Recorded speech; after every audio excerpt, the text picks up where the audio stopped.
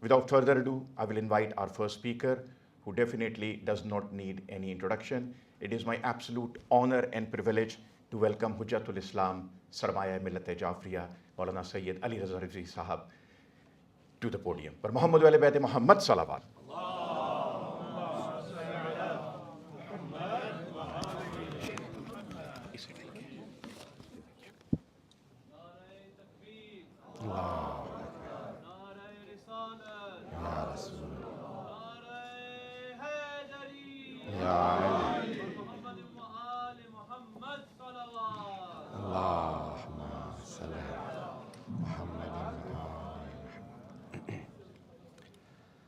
أعوذ بالله من الشيطان الرجيم بسم الله الرحمن الرحيم الحمد لله رب العالمين والعاقبة لأهل التقوى واليقين والصلاة والسلام على أشرف الأنبياء والمرسلين خاتم النبيين بالقاسم محمد صلى الله عليه وسلم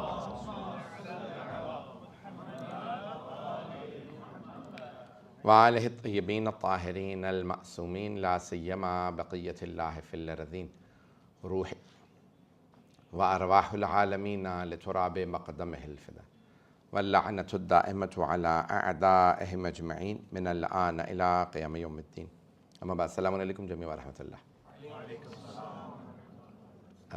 First of all, Eid Ghadir Mubarak, the greatest Eid, and on this occasion, although I had other commitments, but I made sure that I was here in this conference for a few reasons. Number one, it is on Nahjul Balagha.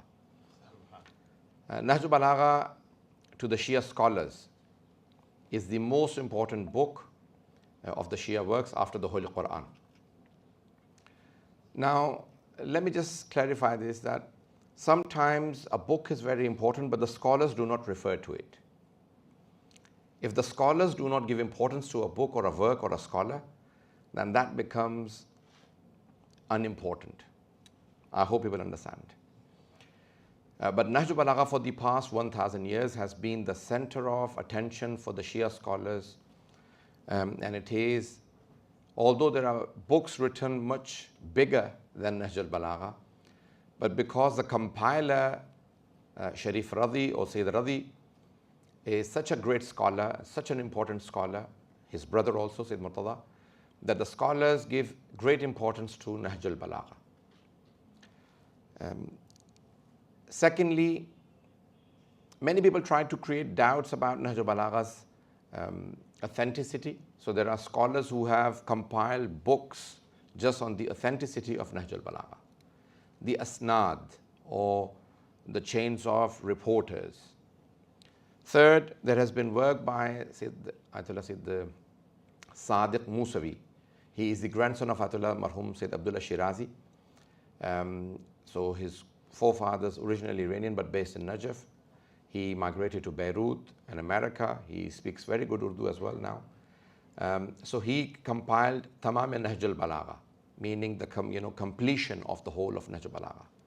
Because I know everyone is paying attention. The authenticity comes when Sayyid Radhi says, this is a sermon. And then he doesn't have the parts which are in that sermon.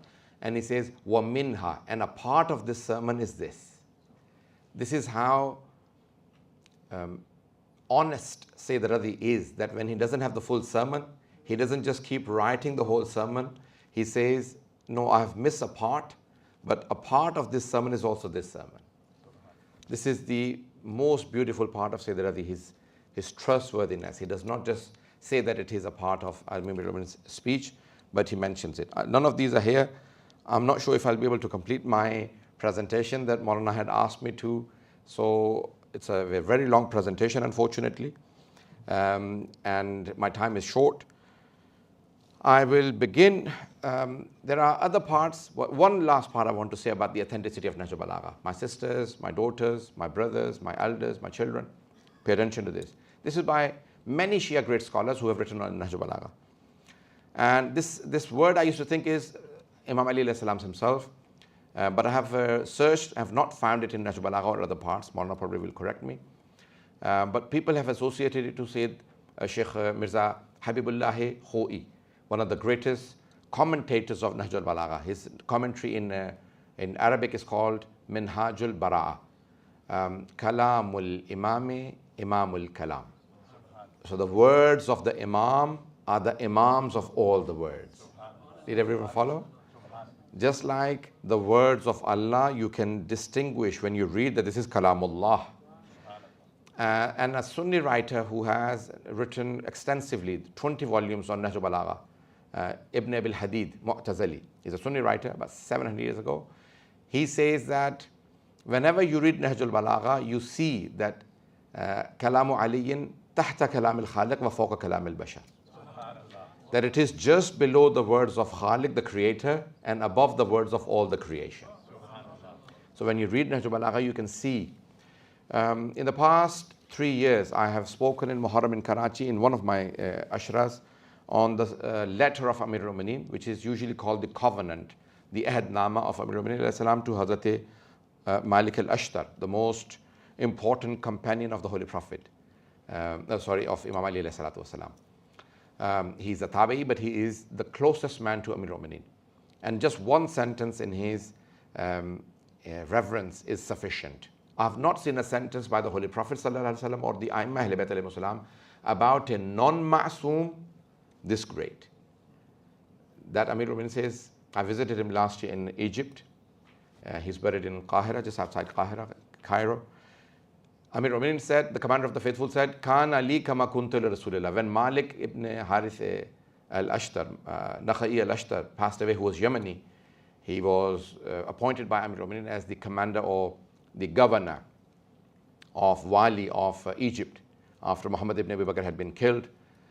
She appointed him, and he said on his death, Kana li kama kuntu li Rasulillah. Malik was to me like I was to the Holy Prophet. I have not seen any infallible, any Imam or any Prophet say something like this about a non-infallible. So this is the stature of Hazrat Malik al-Ashtar. Now, Maulana Hujjat Islam Maulana Maqbul Hussain Alvi Sahab had asked me to speak about the rights of the creation and especially the animals, and I have a speech on it, but today I'm not sure if I'll be able to conclusively complete this topic as much as I can. He is the founder of Islamic thought, and this on its own is sufficient for Brother Awan, Shabir Awan, and all the people who are serving in Islamic thought, that your shafaat is guaranteed if you've served Amirul Mu'mineen alayhi salam. So anyone who serves Nahjul Balagha serves Amirul Mu'mineen alayhi salam. Now, there are many parts in Nahjul Balagha. So Amirul Mu'mineen throughout Nahjul Balagha, I'll very quickly touch upon a few. Now, many times, ibadat or the rights, people, when they talk about them, they try and convey that it is dhikr of Allah subhanahu wa ta'ala, it is the ibadat of Allah subhanahu wa ta'ala, the salat and the som. We have many, many traditions from the Ahlul Bayt alayhimus salam, where that you have forsaken your duty to Allah subhanahu wa ta'ala if you have forsaken your duty to the creation of Allah subhanahu wa ta'ala. Man lam yashkur al-makhluq lam yashkur al-khaliq. Anyone who does not thank the creation of Allah has not thanked Allah subhanahu wa ta'ala. So many times people come and say, oh, you haven't taught me. You're only the means, Allah taught me through you. That's not what Allah wants. He wants you to appreciate every person in your life.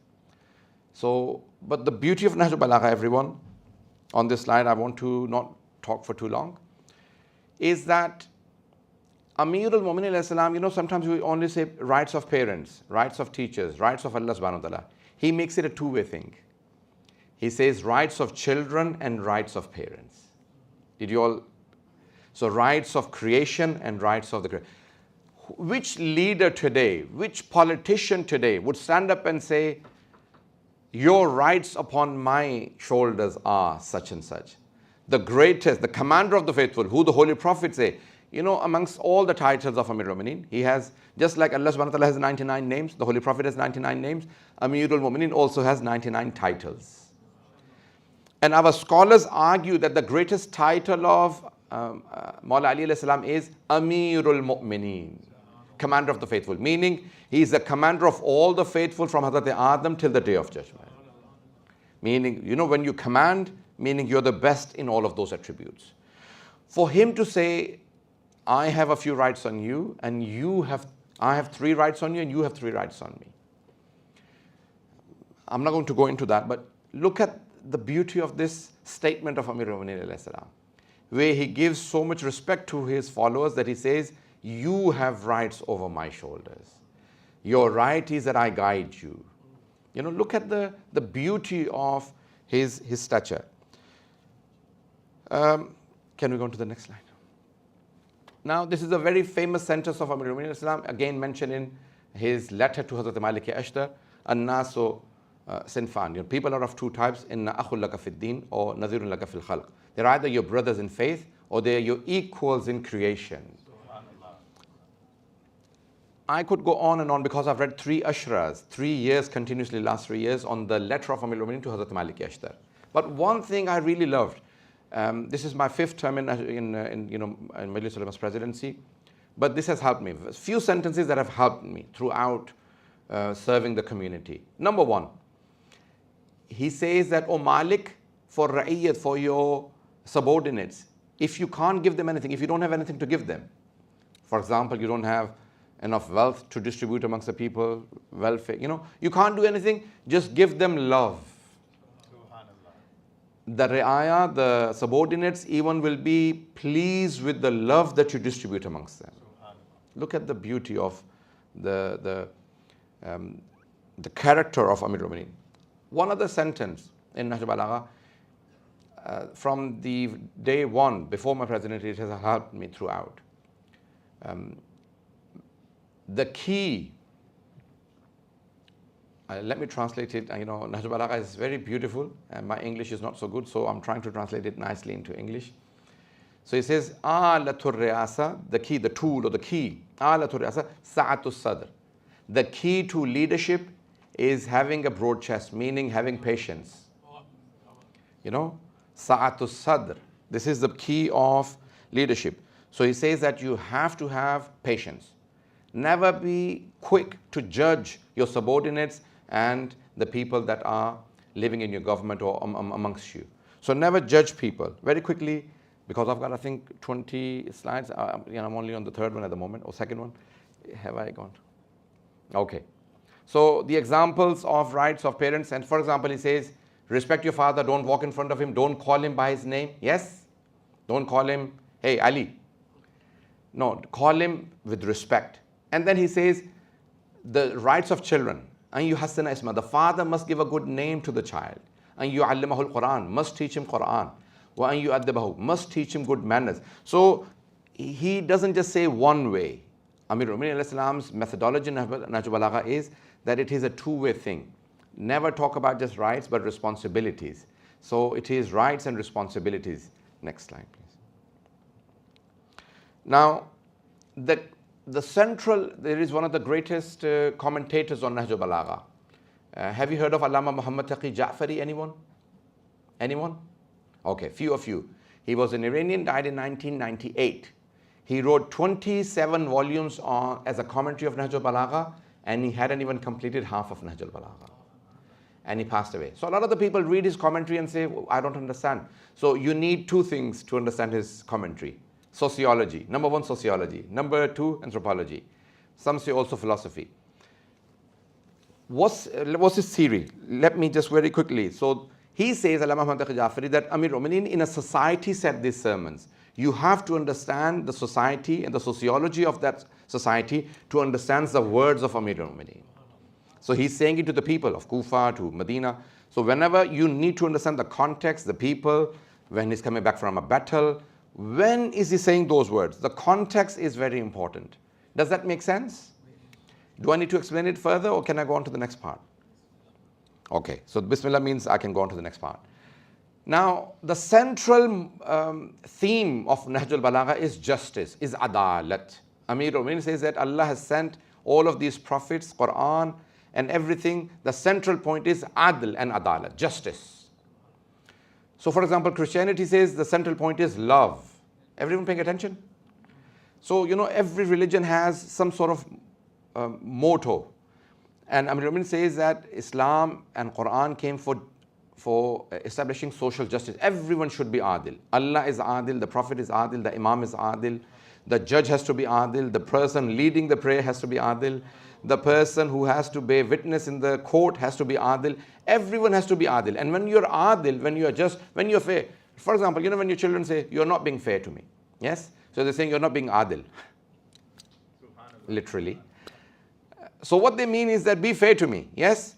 If you're fair, for example, you will say that this is my mother, so she has her own rights, my wife has her own rights, my sister, my daughter. So you will fulfill the rights of every individual in their own capacity. You will not forsake the rights of any individual to give the rights to the others. Does that make sense? Am I talking too fast? Tough luck. Allahumma salli ala Muhammadin wa ali Muhammad. Sorry, I do speak fast, but if I know the time is short, then I'll be speaking faster than normal. So the whole concept, the central point of Nahjul Balagha is adil. Imam Ali alayhi salam wants every single Shia of his to be adil. And once you're adil, then you will see the environment has rights on me, the animals. When I go on, inshallah, you will see the next part. For example, in Nahjul Balagha, you know, Amir Rumain, his companions used to say that we wish we were orphans. The love and respect Amir Rumain showed to the poor and orphans. His own companions used to say that we wish we were orphans, because the things Maulana Ali did not even eat himself, he would feed to the orphans. The things that he did not wear himself. Why do you think qambar? I've done some research on this. Probably the scholars will, I'm not sure if they've heard it or not. There is a book, Al-Mawsu'at al-Kubra and Fatima Zahra, 25 volumes by Khuwaini Ansari. In volume number 18, page number 236, if I'm not mistaken. He mentions from Taqiyuddin Khunsari that Qambar, Hazrat Qambar radiyallahu anhu and Hazrat Fizza radiyallahu anha, they were brother and sister, and they were not slaves.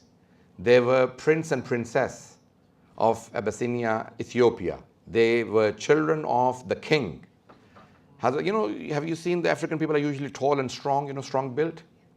You haven't seen anyone, so I'm the only person. You know, I don't like to just speak. I like people to engage. So, you know, African people are usually generally strong and tall and big. Hazrat Qambar was a very tall man, a very strong man. He heard there is a man in Medina called Muhammad. He claims that he's a messenger, and he has a brother who fights all the tyrants and he kills them, called Ali. So he said, I'm going to go and kill him.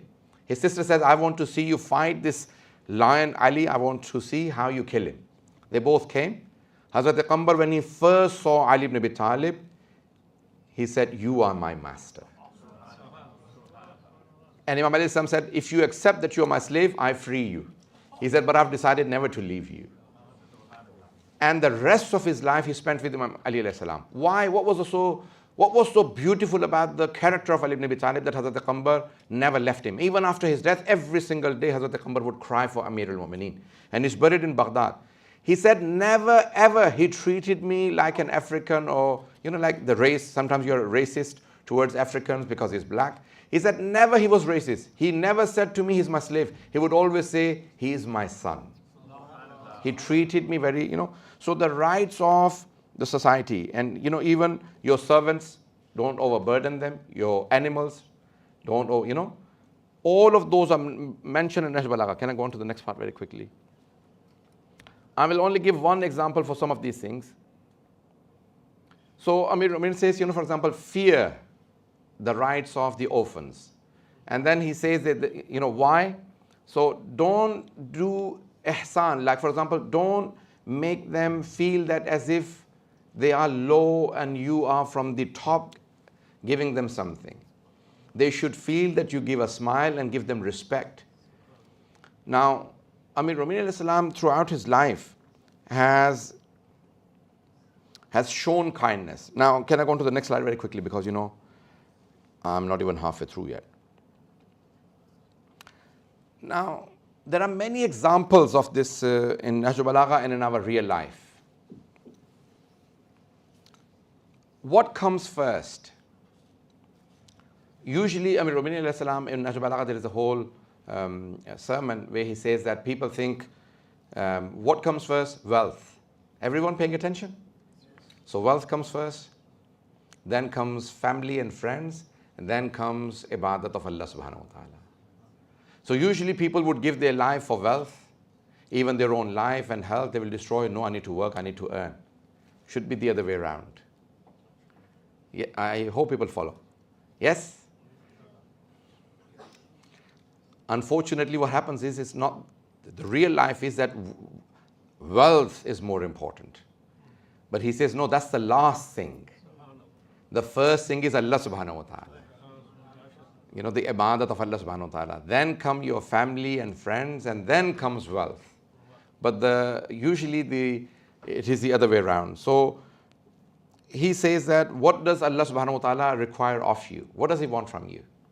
First of all, he wants mercy. You know, in Quran you mention the word mercy, Rahman, Rahim, Rahma a lot. So he says, be merciful to all, not only just your family, to all. Be kind to everyone. So kindness is the key. After justice, kindness is the key that Amir Mu'minin wants. We're living in an age where, you know, even sometimes in one of my khutbahs, Jummah khutbahs, unfortunately I've now been, you know, like people have made, I have had to complain to the police that, you know, some country, some agency took my part and, you know, made it big, you know. But in my Jummah khutbah I had said that I apologize that in my previous khutbah I compared to one president and one prime minister, without mentioning the countries. Inshallah, you're all intelligent people.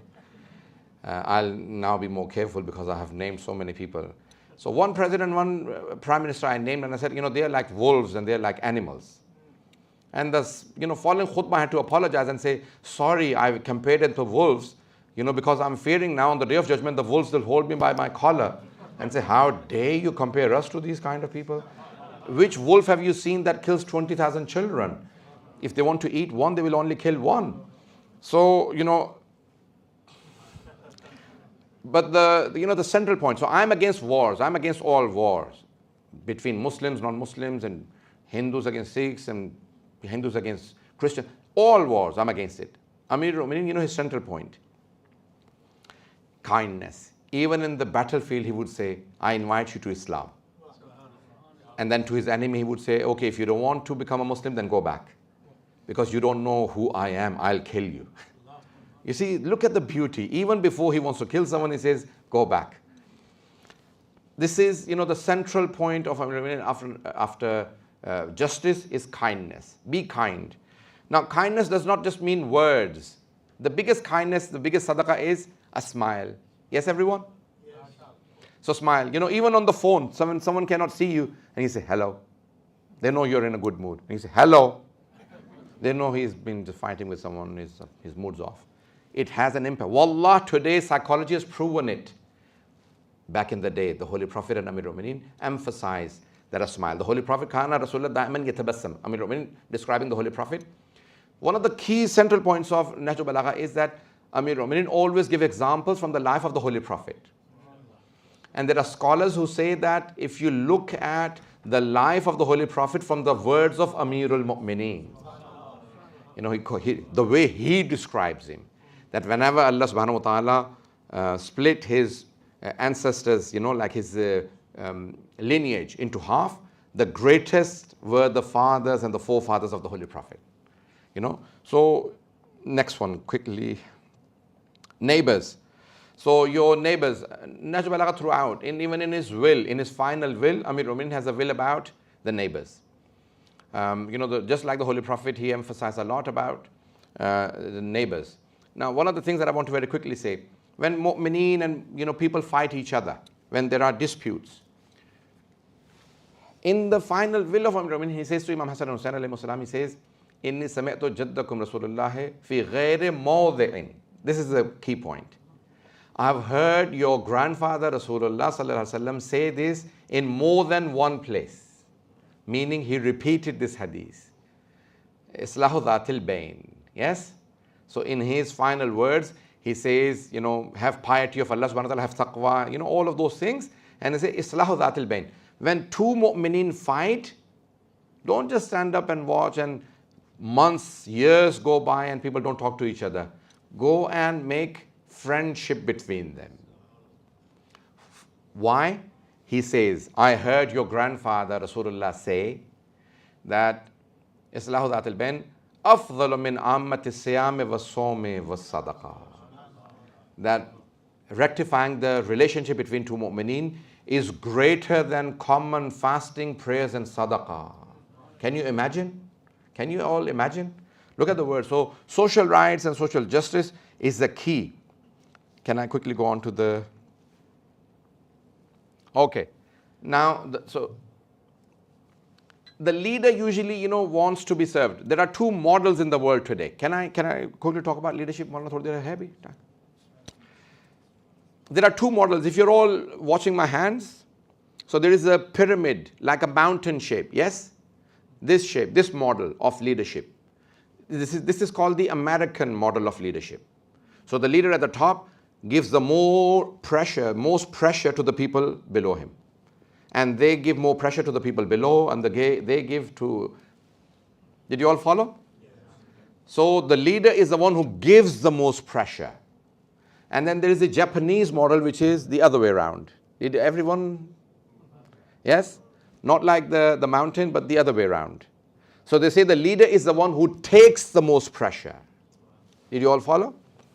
Nahjul Balagha, Amir Mu'minin alayhi salam, he talks about the rights of the leaders and the rights of the people. So he says, don't ever order. Serve the people before you ask them to serve you. So the whole... protect their rights, so everything is from the leader to the people, and then expect the similar things back for you.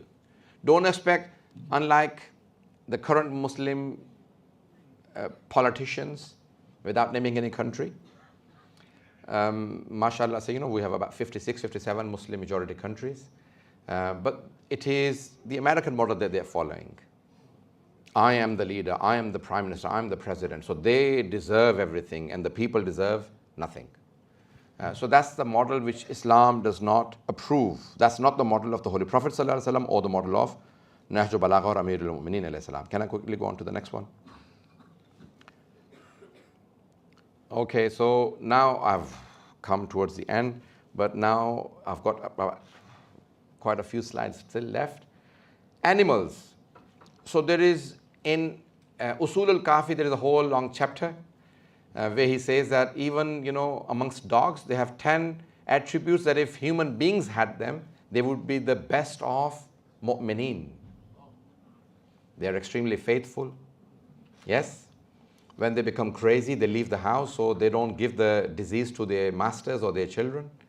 And if they have zuhud. Zuhud, everyone understand? Asceticism. So zuhud is, for example, you have little, but you don't complain. So he said, the master gives a very little to the dog, but it never goes to another person and says, my master didn't feed me enough, can you give me something? He said, so all of those qualities. But he says, the best quality I like about dogs is, no matter how much the master beats the dog. Yes? So, for example, you've trained a dog and don't eat the chicken, but it eats one of the chickens or something like that. So none of you know anything. I'm the only sinful person who knows about dogs. So, you can train dogs. And they are, so it is allowed to have dogs if they are, for guards, shepherds, hunting. So he says the best quality I like about dogs is that when the master beats the dog and sits him down in a corner, no matter how much the master beats him, he still waits, when will he call me? Did you all follow? He doesn't complain. Well, 2 hours ago you battered me up. You broke my ribs or you broke my leg and I'm now sitting in the corner. No, he waits for the master and runs. Oh, he's called me back. He says, no matter how many trials Allah subhanahu wa ta'ala sends to you, be prepared to say, labbaik. So the central point is that, even the animals have rights to Amir Mu'minin. And then in some parts, in one of the sermons, he says, can I quickly go on to the next one? So they're all aman of Allah subhanahu wa ta'ala. He says about the little birds, sparrows, they at subh sadiq, early morning at fajr time, they start making noise. They're doing tasbih. He says, this is what I love about birds. At night, a storm comes and destroys their nest. They're made of straw. Destroys their nest. And straight at Fajr, they don't complain, Ya Allah, you broke our houses last night. They get up and start doing tasbih of Allah subhanahu wa ta'ala. They praise Allah subhanahu wa ta'ala. In the most difficult of times, they still praise Allah subhanahu wa ta'ala. Can I quickly go on to the next part, please? Inshallah, you'll probably, read these things in your own time later on. Now, people who think that they are better than others or they are above others, what is the key, what is the central point that makes them so arrogant? Self-ego, self-centeredness, yes? Hubbun nafs, yes? Self-love, self-admiration is probably the correct translation. Some people are full of themselves. Oh, I'm so great. Marhum, one of my teachers, he used to always say, we have husn zan about ourselves and we think, I'm a'lam, I'm the most learned, I'm the best person, I'm the most taqwa. When you think about others, he said, well, he's got nowhere near me. This is what the human ideology is. You think, I am the best. So Amir al-Mu'minin, he has rejected that whole point. So why do I deserve everything? Because I'm the best. So I deserve, on the dinner table, I deserve the food first, I deserve respect. And anyway, go on to the next one. This one has made everyone quiet. Now, what is the moral that Amir al-Mu'minin has given? Each one I wanted to talk about in detail, each slide, and I could, go on and on. But so, Amir al-Mu'minin, you all hear that he fed the poor. And he would cover his face at night and he would carry the bread and the loaf on his back, which left marks on him for years. Sirran wa alaniyatan. The Holy Quran gives a concept, hidden and apparent.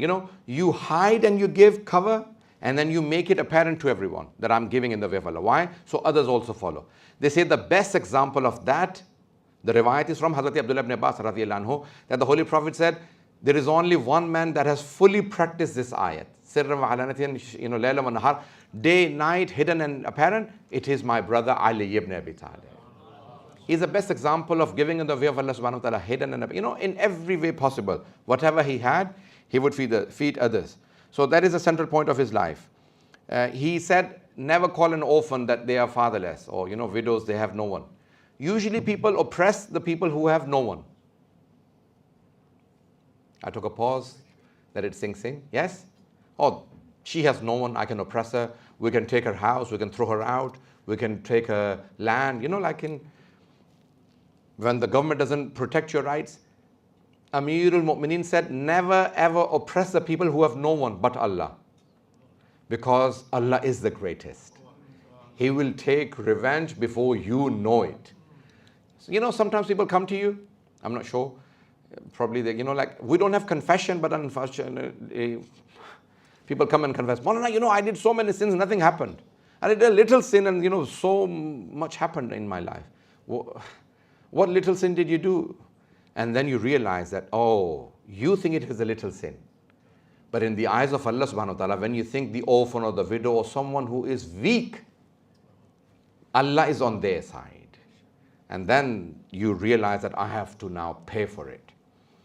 So, the central point, in his life, he always stood. I wanted to say a story, but the time is finished now. I think just quickly go through the slides. There are references at the end. I will now stop and then I'll take questions. Can I just quickly say a story? Can I? He heard a lady in the streets of Kufa calling her son. And so this is not the story is not on this slide, so you can just. So he saw a lady and she's calling her son, Matad Dain. The loan died. Did everyone understand? So he stopped her and said, why have you named your son Matad Dain? The loan has died, dead loan. She named her son dead loan. So the loan has died, is dead. She said, oh, my husband went on tijara with 3 friends and they came back. My husband had died in an accident in that travel. And they told me that my husband made a will that I'm soon to have a child. Tell my wife to name my son. The loan is dead. She said, do you know the 3 men who were the friends of your husband who went on tijarat? She said, yes, they live in Kufa. He said, please point them to these men, bring them into Masjid Kufa. He brought them into Masjid Kufa and he said, tie them up with the distance. You know, Masjid Kufa is big. Have you seen Masjid Kufa? They say 80% of it is still the original Masjid Kufa. He said, tie them to the pillars of Masjid Kufa in the courtyard with the distance, not too close. And he said, when I ask questions, all of you just make a lot of noise and say, Allahu Akbar, Allahu Akbar. The others don't know what I have said. So, you start saying Allah. He said, okay, fine. So he went to the first one. He said, tell me the truth about that man who died on that trip. And the other started saying, all the people around him said, Allahu Akbar. So he went to the second one and he said, Ya Ali, he is lying. It was him who killed him. Did you all follow? So he said, it wasn't me. It was his plan. He killed him. So the people started saying, Allahu Akbar. They went to the third. He said, both of them are lying. It was their plan. They put the poison. They pushed. So then he went to the first one again. And then he said, similar thing happened to Nabi Dawud alayhi salam. And he said, give all the money back to this lady. The money came back and he said, now name him Ashad-Dain. The loan still lives. Look at the wisdom, the kindness. Who today stands up for the rights of weak? Weak, no one stands up for. Strong men, everyone stands up for. Widow, orphans, Raza. It is the central point of Nahjul Balagha to always remember the weak. Why? Because Allah is on the side of Mazloom. The oppressed are sided with Allah subhanahu wa ta'ala. Wa akhiru da'wana alhamdulillahi rabbil alameen. If there are any questions, I'll answer them. We have 5 minutes for questions. Sorry I could not complete the presentation. Questions from brothers or sisters? Any questions? There is a question at the back. Allah Muhammadin wa ala Muhammad salawat. You want to ask it? Question? Mike. Alaykum salam. Question is about Nahjul Balagha. How many volumes are there in Nahjul Balagha and how can we do the tabligh of Nahjul Balagha Okay. to the vast population? Okay. Nahjul Balagha is only 1 volume and it has 3 parts. Sermons, the sermons of Amir al-Mu'minin salam, khutbah. Second are the letters, Rasail. Rasail is, the letters he wrote to different dignitaries on different individuals, his own subordinates, his sons, Hazrat Malik Ashtar, other rulers, his enemies, those letters are there. So sermons 242 or 241. And then you have letters, 79 letters. And then you have short sayings, Kalimatul Qisar. Short sayings of Amir al-Mu'minin, some are not so short, but like 1 sentence letter. A lot of the people start Nahjul Balagha from the beginning. I would urge you to start from the 3rd part, which is easier to understand, very eloquent. Some of the khutbahs are very deep about Tawheed, about creation, about everything. So 3rd part. And the more tabligh you do of Nahjul Balagha, give people 100 maxims, 40 hadiths or 100 from the last part. Anyone who reads them, I had a friend in Birmingham who went to college with me this is early 90s. That's how old I am. So he converted, he became a Muslim. And you know what converted him? He said there was a brother who was distributing 100 maxims of Ali ibn Abi Talib. He said, I read those 100 short sayings of Ali and I started telling everyone, Ali says this, Ali says this, Ali. And he said, whenever I would go anywhere, everyone would say, oh, Ali is coming, he's going to tell us about Ali ibn Abi Talib. And then he said to the guy who gave him those 100 maxims, I want to learn more about Ali ibn Abi Talib. So the guy brought him to Maulana in Birmingham, Maulana Amir Naqvi. So he said, what if I told you that Ali ibn Abi Talib died 100 years ago? He said, but that's impossible. Someone 100 years ago could not have known the things that Ali knows. He said, what if I told you he died 200 years ago? The guy went quiet. He said, what if I told you he died 500 years ago? He said, this was the cousin of the Holy Prophet. He died 14 centuries back. He said, that one sentence moved me. And then I converted. One question from the sisters. Yes? Any question?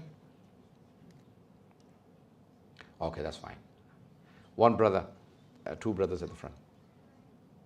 Brother Zainawan. Thank you so much for the presentation. Maulana, you touched upon it briefly as you were going through quite a lot of topics there. in regards to this concept of ihsan and how we support the venerable. Many times our understanding of like charity or sadaqah is from the Christian perspective of like we're doing something at the benefit of our own heart. What is Amir al-Mu'mineen's perspective using this rights-based or this responsibilities-based model that you presented? Beautiful. Okay, everyone, the Holy Quran says, حَقٌّ لِلسَّائِبِ الْمَحْرُومِ. That's the central point of the concept of Amir al-Mu'mineen. It is the right of the destitute and the poor, the people who are asking you. So it is their right and not a favor. So when you give, the person should not say thank you. You should say thank you for taking my sadaqah. Thank you for taking my khums. Thank you for taking my zakah. Thank you for taking my... So it is you who should be thanking them. Otherwise, how would I fulfill my obligation? Or how will I do the favor to a person? So you should thank them. So that's the beauty of Amir al-Mu'mineen's words. Yes, brother. Last question.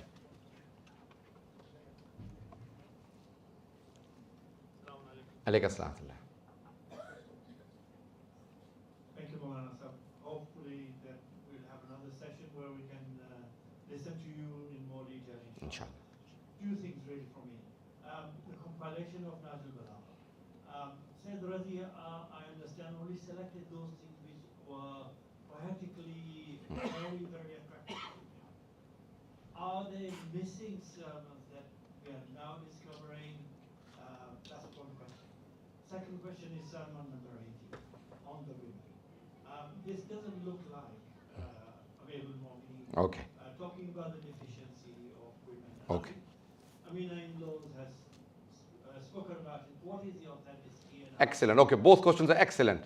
First of all, Nahjul Balagha is not the entire work of Amir al-Mu'mineen. This is not even majority of the work of Amir al-Mu'mineen. Majority of the work or sermons and letters are not in Nahjul Balagha. So I said that Razi died very young and he compiled very important books. He died very young. So Nahjul Balagha is very important because so many scholars over the centuries have referred to it. And Tamam Nahjul Balagha by Sadiq Musavi is basically, you know, almost as much as Nahjul Balagha. So he has compiled so many other parts which are part of those sermons just in Nahjul Balagha. And then there are other parts, other sermons which are not in Nahjul Balagha. So there are so many sermons which are not even mentioned. Secondly, if you remember earlier on in my presentation, I was saying that there is a scholar called Muhammad Taqi Jafri, Allama Muhammad Taqi Jafri. He says you have to look at the context. I have read in many scholars, they say that the context is the battle of Jamal. So Amir al-Mu'mineen is not saying mutlaq, absolute, generalized. Now, Marhum Atullah Ishaq Fayyaz passed away 3 days ago. On the 4th of June, he passed away. And Iranian top scholars and media interviewed him a few years ago. I think just before Corona. You'll correct me, I can't remember the exact dates. They went and interviewed him. And they said, can the women become a marja taqleed, a mujtahid? Can they become, for example, a judge in the Islamic court or a president or prime minister, which generally the Shia scholars believe they can't. He said they can. It was widely published in all of Iran, the Hausa, and he wasn't disrespected or put down because of those statements. He gave a lot of reasoning for it. And he said that in the time of the Holy Prophet ﷺ and the Ahlul Bayt alayhimus salam, the Imams, the women were not educated enough. There were not enough educated women. Islam had started the whole movement of educating the women. Had there been more women educated, they would have made them judges. So certain things, namaz is one exception. Why? Because in Islam, namaz is not just words, du'as. It is actions. Ruku, sujood make her not to stand in front of men. So that's why the scholars forbid that she cannot lead the prayer. But, you know, there have been many women who have written books, tafsir, fiqh. There are many, many women who have written extensively to that level. So you have to look at the context where Imam alayhi Islam is talking about certain things, and he says that, for example, you know, certain women who have led the entire ummah to go and fight and swear at Ali ibn Abi Talib alayhi salam that we'll rip his tummy, and those words tell you that he is referring to a group of women who were together. It's not just one, it was a group of women who had led the entire movement against Amir al-Mu'mineen alayhi salam.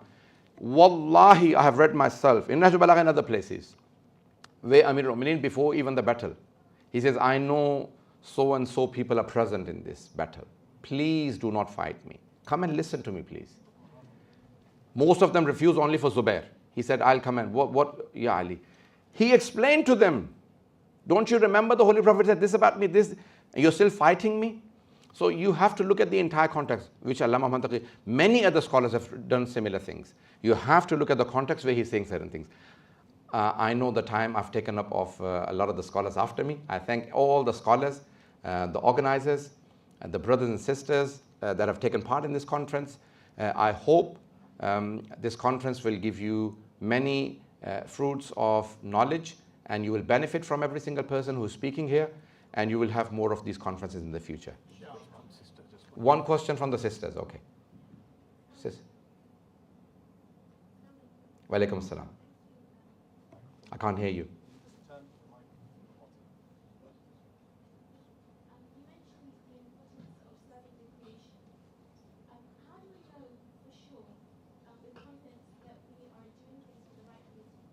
Okay, very good. Okay, everyone please pay attention. The sister's question is that how do we know we're doing it with the right intentions? I'll try and make it short. I'm delaying myself from getting to the next conference. Brothers and sisters, you know there is a whole chapter in psychology that different people have different problems, psychological problems. Yes, everyone? Sister, you're listening to the answer? MashaAllah. You know, so one of the problems that the religious people have is they deprive themselves of many good deeds thinking, I'll be showing off, it'll be riya. If I do namaz shab, people will find out. They will think I'm showing off, I'm trying to be more important. If I do nafila in front of the people. So you're deprived of many good deeds because of overthinking. Never ever stop good deeds, even if it is show off. Just keep praying, oh Allah, remove the evil from me. Remove the bad intention from me. But continue to do good. Never say, oh, because I gave sadaqah, I gave my homes, it was a show off, I'll stop. No, don't do that. This is a psychological problem. So a lot of the religious people, including ulama, they have this problem, you know, when they overthink about something, they stop doing good deeds because they think my intentions may not be right. I may not have the right frame of mind. No, don't do that. Always keep doing good. Continue to do good with everyone, with everything, even animals. Wallahi, there are hadiths that even if a dog that you give water to has reward that you will not even understand in this dunya. So every good deed you do, never ever think that, oh, the intention wasn't good. If it wasn't, astaghfirullah rabbi atula. Just repent to Allah subhanahu wa ta'ala. Let me just say hadith by the sixth Imam. Arba'atun la budda laka. 4 things you must have. Without them, you will not survive. Aliman yasta'milu ilma. An alim who completely practices everything that he knows. Fatabqa bila alimin. You will never have an alim in your life then. Amalan bila riya'in. An action that has no showing off. Fatabqa bila amalin. You will not have any good deeds. Wa ta'aman bila shubhatin. Food that has no doubt in it. Fatabqa bila ta'amin. You will have no food in your life then. Wa sadiqan bila aibin. And a friend who is perfect. Fatabqa bila sadiqin. You will never have any friends. You are not perfect, you will never find perfect friends. So don't find perfect actions and perfect friends and perfect alims. Alims are alims, they're not masumeen alayhimus salam. So just whoever you have, try and benefit as much as you can from them. I hope that answers my question to the sister or my daughter, whoever it is. Thank you very much for everyone for paying attention. Wassalamu alaikum wa rahmatullahi wa barakatuh.